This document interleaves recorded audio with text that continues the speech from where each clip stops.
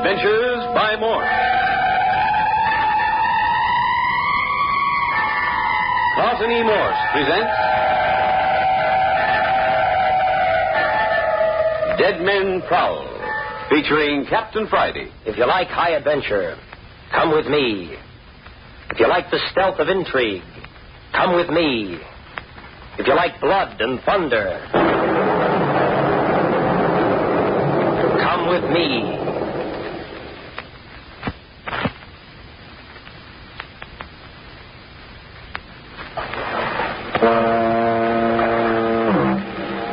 Probably no village of 30 houses in the world, besides Holman on the Marin County coast of California, had the morbid luxury of its own morgue.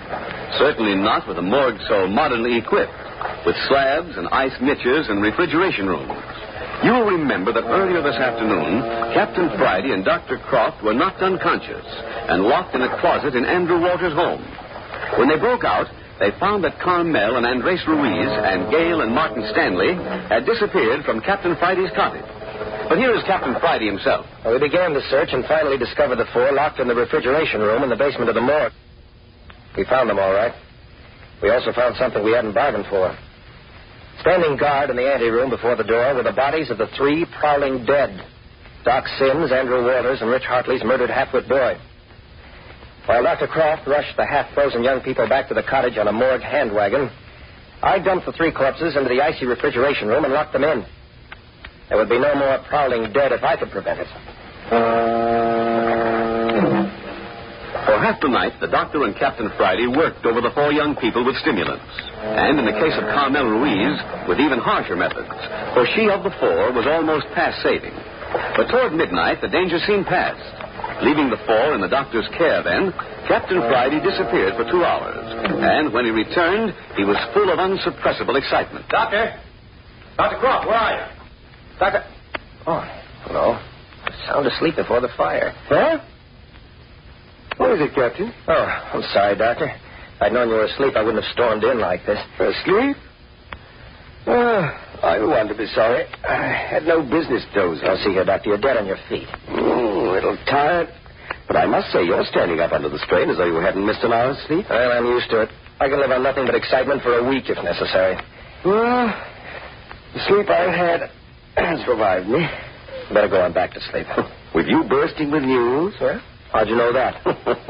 And glitter in your eyes. Come, out with it. Glitter, huh? Yeah, I got one thing cleared up anyway. You have? Anything of importance? Well, I think so. I know who killed the half-wit Hartley boy. Really, Captain? Haven't any idea yourself. Oh, I say, now don't keep me waiting like this. Well, I'll tell you. It was Andres Ruiz. Andres Ruiz? Captain Friday, I think you are my friend. Hey, where did you pop from? I hear you say I do this murder. Andres, I thought you were asleep. No, I'm not asleep. I can see that. And if you say I killed this half-wit boy, you lie. Lie, huh? You cast disgrace. Hey, Andres, don't shake your fist like that. Well, then you say it is not true. Come on and sit down. I want to talk to you. No, I will not sit with anybody who say I am a murderer. Sit down. You say these things. Sit down. Better sit down, don't you think, Andres? Doctor, you do not think I have killed anyone? You better sit down and hear what Captain Friday has to say. Well, very well. But I tell you... Now then, Andres, I've been around the beach. I found this not very far from where we first met you and Carmel last night. The cloak. The cloak which the skeleton wear. Uh-huh. I thought you'd recognize it. You find this on the beach? Uh-huh. And further on, I found this. By George, Captain, you seem to have had a very profitable evening. This is the hat we see him wear. There is no doubt. Yeah, there's no doubt, all right. And did you find the skeleton? Sure. You did? Andres, I found tracks and blood on the sand. Blood, eh? Yeah. And even you, Andres, would hardly expect to get blood out of a skeleton. Now, would you? But no. What is this you are saying? If you shot at a skeleton, then you admit you did shoot at the skeleton, don't you? Yes. If you shot at the skeleton and drew blood, you'd be willing to admit that there was something mighty queer, wouldn't you? Please, senor, what is it you wish to say? We'll get at that in a moment. I followed the footprints for a bit, and then pretty soon the footprints got wobbly, and they stopped altogether. After that, there was only a sort of blurred trail. So somebody was dragging himself along on his hands and knees. Plenty of blood, though. Oh, what have I done? Oh, it is not possible. Just a minute, Andres. Where do you think the trail led? To the morgue? Right, to the back entrance. The door was unlocked. There were bloodstains on the steps and a smear here and there on the floor. Oh, this is the most terrible thing ever happened to me. I even found stains on the edge of the slab where his soaked shirt had rubbed as he pulled himself up onto the barnel piece. Oh, see here, Captain, that's a bit far-fetched. Supposing Andres here did mistake the Hartley boy for a skeleton and shoot him. You can't expect us to believe that the fellow raced to the morgue and climbed up on the slab to die. Everything indicates that he went there by himself. But if it was the half-wit boy, well, what made him look like skeleton? I found out that, too. That was done with phosphorescent paint. See here, Captain, you're making this village more on a most unusual character. Oh, no, Doctor, not when you get to the bottom of the thing. As soon as I got all this material together, I beat it over to his father's house and routed him out. Will he send me to jail? We'll talk about that later, Andres. I told Rich Hartley the whole story, and he saw right away what had happened to his son. To amuse the boy last Halloween, he'd given him several rubber masks and a can of phosphorescent paint and showed him how to fix himself up like a skeleton. Oh-ho! And the poor lad was simply carrying his Halloween celebration over several months. Uh-huh.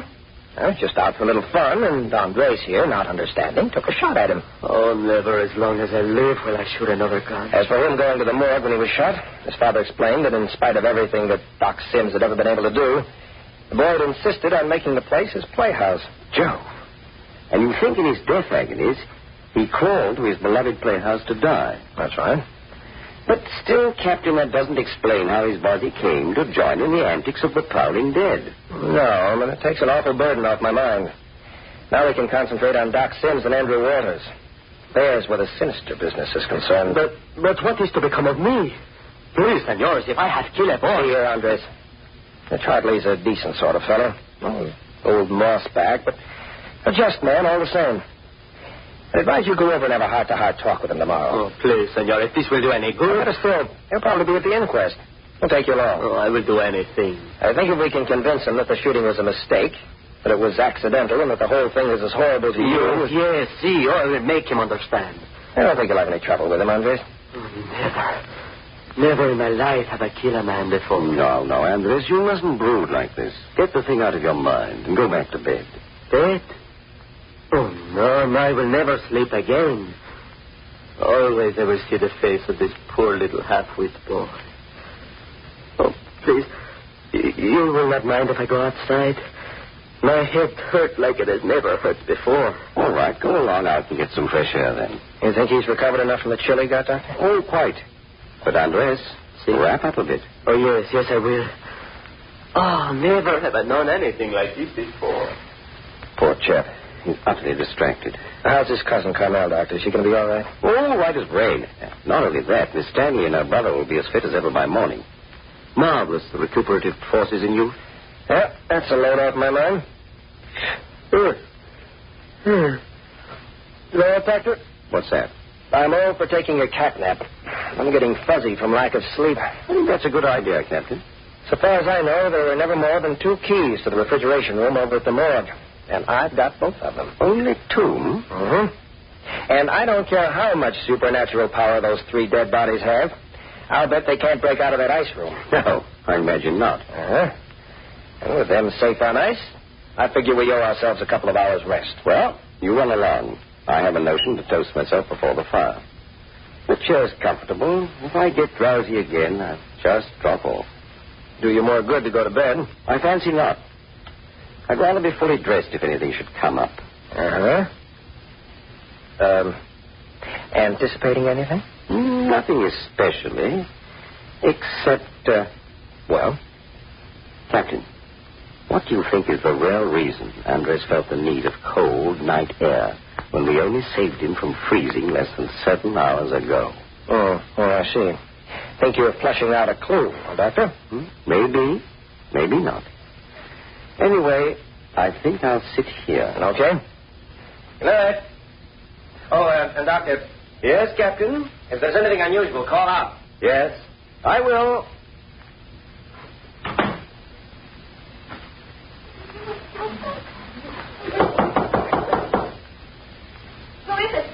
Captain Friday. What are you two girls doing awake? Oh, please. Please, Captain Friday, come in here.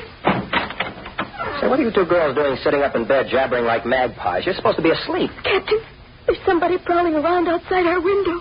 Uh-oh. You sure? Yes, there really is, Captain Friday. We were afraid to get up to call anybody. Prowling outside, huh?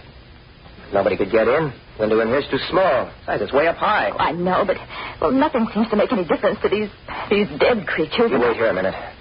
I'll go take a peek out of the window in my room. Please be careful. I'll be all right. Theo, you're going to do just what you did when that awful thing pulled you out of the window. Oh, Captain, please wait. No, nothing in sight. Uh-oh. I'll be back in just a minute. I'm going out the window. Theo, you seen something? Oh, Well, don't be a silly, Carmel. Captain Friday can take care of himself. I wouldn't feel so frightened if what, Carmel? If I could only forget about that awful cold room in the morgue. I can't seem to get that terrible cold feeling out of me. Well, you mustn't think about it. Just be glad that... Well, Martin, are you awake, too? Thought I heard voices. Oh, I'm glad you girls are all right. Well, Martin, what is it? You're as white as a ghost. I was having a horrible nightmare. Finally woke me up. Carmel, are you all right? I think so. Yes, of course. What's the door doing open between your room and Captain Friday's? Well, the captain just went out the window. Out the window? You mean that... Somebody's been prowling outside the window again. Was it another dead body? Did you see who it was? No, we just heard footsteps. Oh, there's someone at the captain's window now. Listen. Come on, fella. It's all right. I brought the prowler along with me.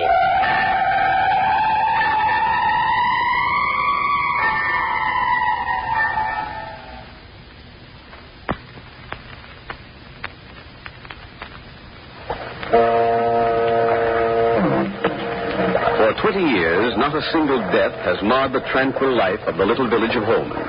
Suddenly, 3 deaths occurred in one night. Doc Sims died a natural death on the beach. Andrew Waters, the other rich man of Holman, hanged himself in his home. Rich Hartley's half-wit son was accidentally shot through the heart by Andres Ruiz. These 3 dead men have been prowling the village streets until Captain Friday locked the bodies in Holman's tiny morgue. But even with these precautions, a prowler has just been captured outside the captain's summer cottage. It's okay, folks. I brought the prowler along with me. Brought the prowler? Yeah. Oh. Hello there, Stanley. You joined the pajama party, too, huh? Well, here's your prowler. Andre. Oh, please, Carmel. Please, everybody. I did not mean to frighten anyone. I could not sleep, and I wished to do something, and so I walked up and down the beach. So I would know everything would be all right with you, Miss Stanley, and Carmel. Oh, that's it. Well, you did give us an awfully bad half hour, Andre. Oh, I am too sorry. Mighty decent thought, just the same, Andres. What you say, Stanley? You just said I thought it was mighty decent of you. Why? Oh, nothing. Nothing. See here now. Are any of you going back to sleep? Well, I'm not the least bit sleepy. I want to stay awake. Well, as long as you're all staying awake, I'm going to round up Dr. Croft, and then I want to get the straight of this morgue business. How you got yourself locked in the refrigeration room with the doctor's medical kit. That won't take long. You girls stay in bed and keep warm. You two fellas make yourself comfortable. I'll get Dr. Croft. Martin, are you sure you're all right? You look awfully sick. No, honest, Gail. Don't worry about me. I'm all right. Please. Carmel, please. You will keep warm. I'm all right now, Andres. Really, I am. Oh, when I think how you suffer in that horrible place, I turn to water in my heart. I cannot bear it. Oh, Andre, I'd give anything in the world if I had a brother like you. Brother? Brother? You wish me for a brother? Why, Andre, you look so hurt. I thought you'd like to know how much I like you. Huh? Oh, but of course, Carmel Mia. It is beautiful compliments you give me. The doctor's fallen asleep, all worn out. I'm not going to bother him. We'll get along without him. Of course, the poor man. I'd like to have had him here to see if all you folks are okay. If anybody gets tired, we can stop, eh? Yeah. Hey, mind if I perch on the foot of your bed, Miss Stanley? Of course not. Well, thanks. Okay, now, I want the whole dope from the minute Dr. Croft and I left you four here in the cottage yesterday afternoon till we pulled you out of the ice room at the morgue. Well, we were saying... Wait. Not all at once. Stanley, suppose you begin. All right. After you left, Carmel and I began getting lunch, just as you told us. Everything went all right. Well, that is, we straightened everything out. Now, wait a minute. Well, what do you mean, straightened everything out? Please, senor.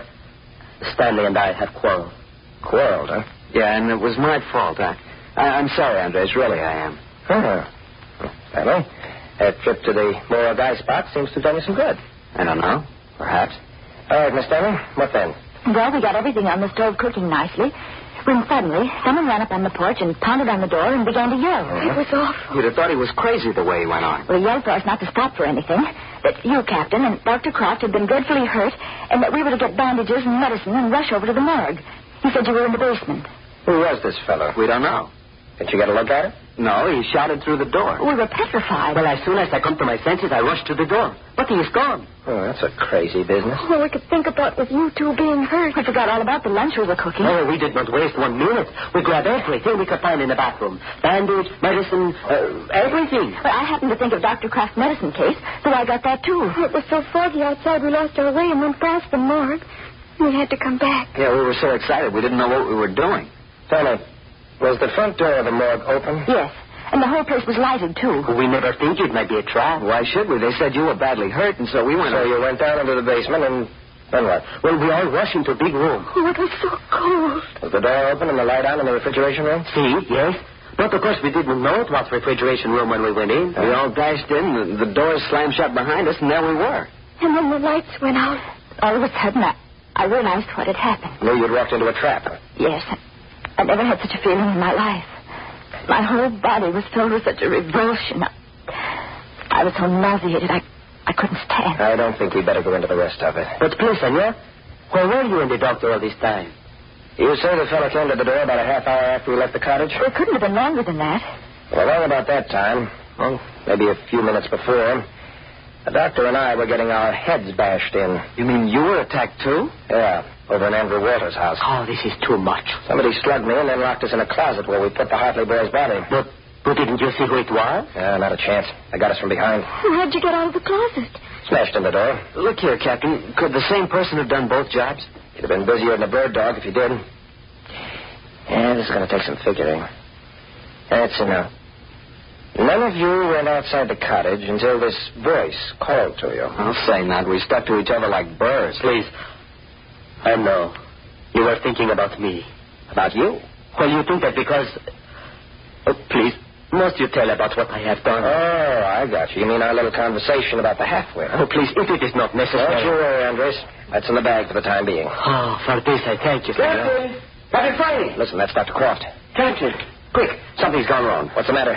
Well, I was awakened by a woman screaming. I had dropped off to sleep. Woman screaming? Where? I didn't hear anything. I heard it twice. It was an agonized cry, one right on top of the other. Strange. Where did it come from? In the distance.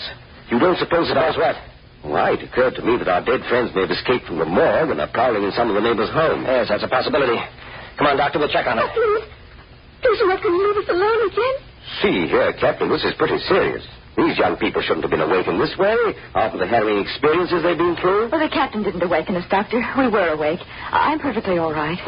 No, Carmel isn't. Look at her bright eyes and her flushed cheeks. Really, I am.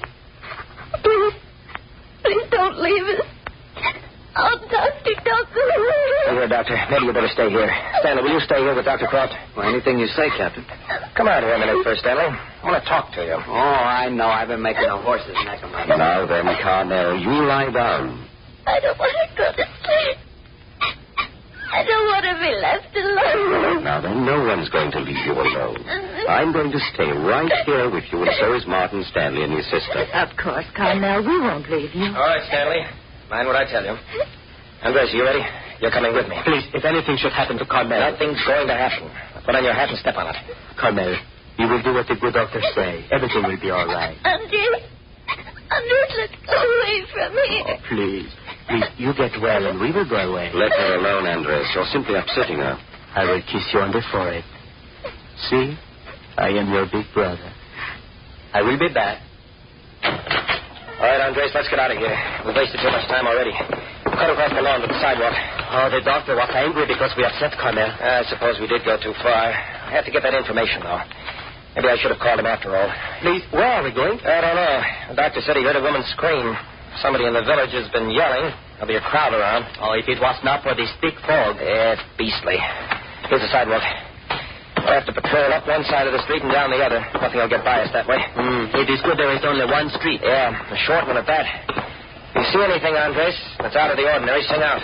Please, if I may ask it, have you no idea who is caused all this? Idea, huh?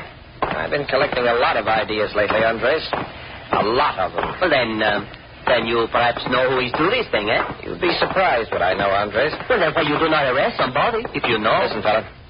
All I'm waiting for now is a break. Things are piling up. And when the right time comes... Now, let's see here, Andres. Keep mum. Oh, with all my heart, I will not say a thing. But please, if I can give any little help... What is that? It's the morgue. Come on, it's the morgue. Please, I am losing you in this dark. Come on, Andres. They're blowing up the morgue. Oh, this is awful. Here I am, Andres. Look out you don't trip and break your neck on that rotten sidewalk. How should I watch out when I cannot see one little thing? Yeah, watch yourself. Here, over this way through the lot.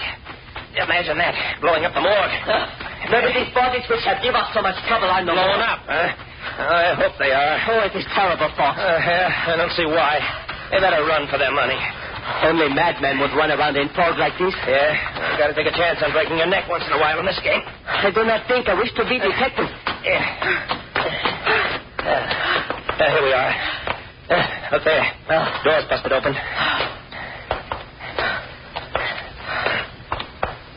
What a blast.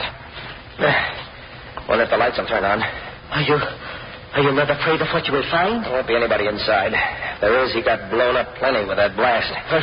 Where is the light? Yeah, along the wall somewhere. Yeah, here they are. Yeah. That's a break. Wonder it didn't tear out the wiring.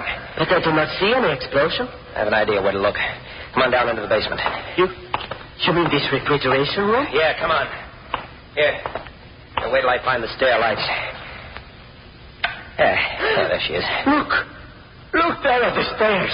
I'm the son of a gun if it isn't our old friend, the Hartley boy. Oh, he was come upstairs and they could not go any further. Look how he is fall on his face. Looks like a jailbreak, all right. Come on, let's go on down. Oh, if I never see this place again, I will be just as happy. Careful you don't step on him. Oh, I would never do that. Frozen stiff. Yep, here's Doc Sims. Is he freeze, too? Yep.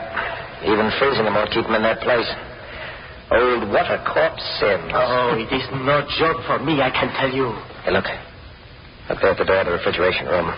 Why, it is blown clear across the room. Yeah, that's peculiar. That door was blown open from the inside. But how is it possible? 3 dead men frozen in ice room. They did not have any powder. Yeah. Remember Doc Sims busted out of his ropes and bashed down the door of his study even after I tied him down? You think they have some ghostly power? Hey, look. There's Andrew Waters. He didn't get very far. Uh-oh, here's something. Huh? What is it? I do not see anything. Oh, never mind. Doesn't amount to much. Look, Captain, I have not noticed this before. The string under Doc Sims' hand. A string, huh? What does it lead to? Well, I do not know. I will find out. Perhaps it is nothing. Look out, Andres! You set up a bomb! Look out! The walls are falling in! Let me over! Let me over! Let me through!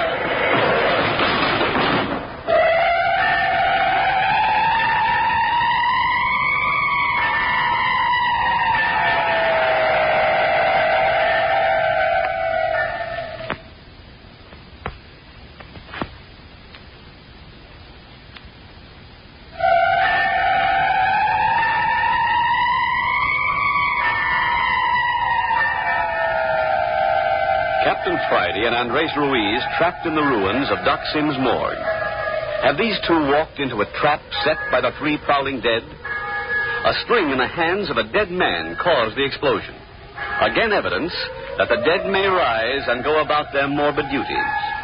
Listen next week to the 9th episode of Dead Men Prowl, entitled The Prowler Dead Walk Again. Next week at the same hour. You are listening to Adventures by Morse.